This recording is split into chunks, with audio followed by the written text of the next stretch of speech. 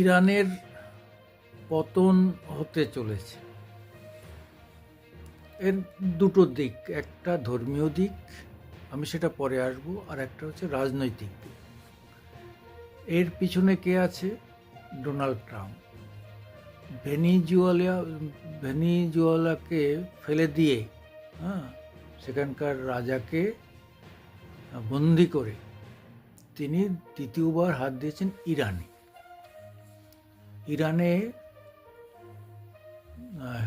খোমেনির যে শাসন, কট্টর শরিয়তি শাসন, তাতে মানুষজন প্রায় দমবন্ধ অবস্থা। সেই সুযোগে ইরানের উপর হাত দেওয়ার সাহস পেয়েছে। তারও কারণ হচ্ছে তেল।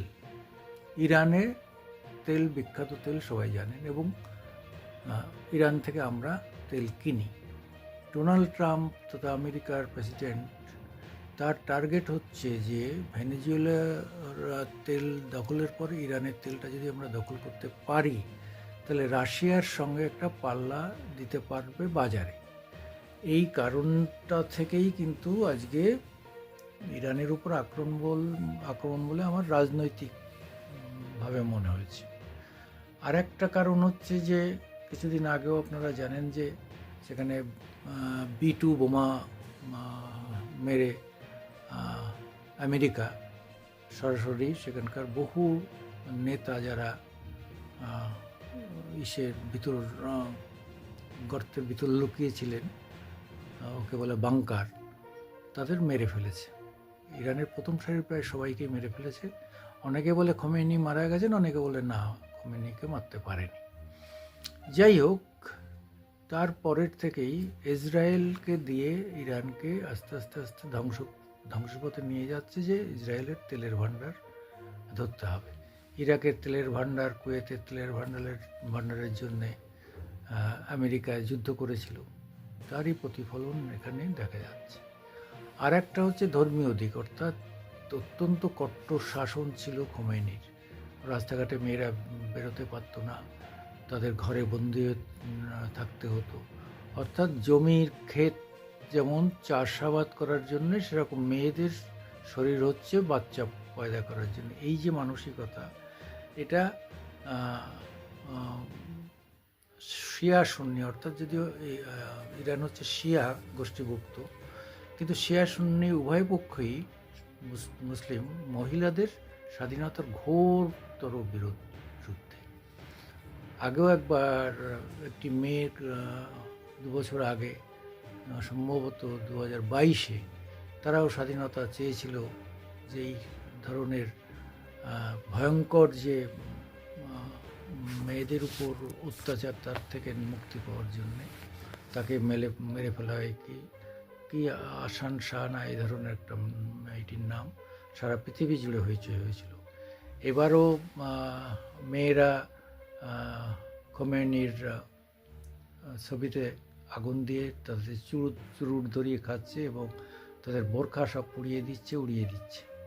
এগুলো দেখা যাচ্ছে।